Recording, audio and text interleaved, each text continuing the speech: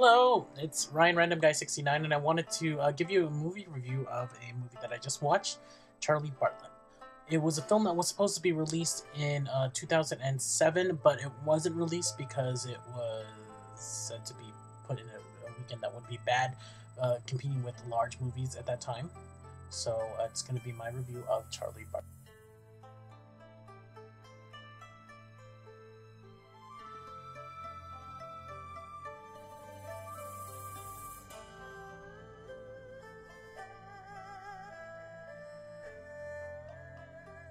The first thing that you have to know about this movie is it is wonderful.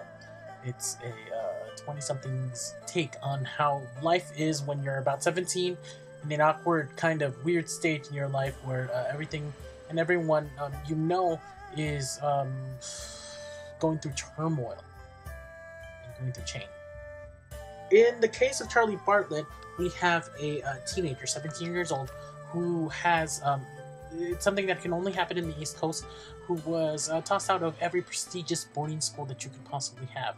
At the beginning of the movie, you see him having a fantastic scene, daydream, in which he dreams that he's in front of people and he's popular. And then you see him in the dean's office trying to sell fabricated state IDs to underage kids so that they can get into clubs and buy alcohol and such. So that's a certain movie. This boy is very precocious, and the actor who portrays him is actually a Russian-born guy, and he's going to be Pavel Chekhov in the 2008 Star Trek movie, and his name is Anton Yelchin. And he's been in a few movies before, but he's going to be Pavel Chekhov in Star Trek. Kind of throwback to Star Trek. And he's been in quite a few roles before, but he's a rich kid, and he becomes a self-appointed psychiatrist for his school who dispenses horrible prescription drugs to people. In fact, he is introduced to the world of prescription drugs through his on-call psychiatrist, whom his mother has somewhere. His mother is played by Hope Davis, and she plays an overwhelmed woman who is full of drugs, alcohol, and everything else. So she just seems like she doesn't know what she's doing, and he's the adult in the relationship. There's also Kat Dennings. She was in The 40-Year-Old Virgin, and Tyler Hilton, who is these are all Canadians. Also Robert Downey Jr., who happens to be in this film. So there's quite a few big names in there. There's also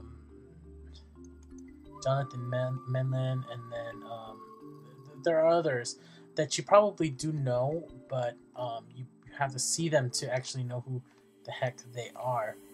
I mean, the two biggest actors in this movie are going to be Hope Davis and Robert Downey Jr., and they do a wonderful job. But the great acting jobs were everywhere, and the film is full of drugs, sex, rock and roll kind of thing, things that you would see normally in like high school. But it is rated R, so you have to watch out for children in this movie. The great thing about this is it had me laughing the whole way.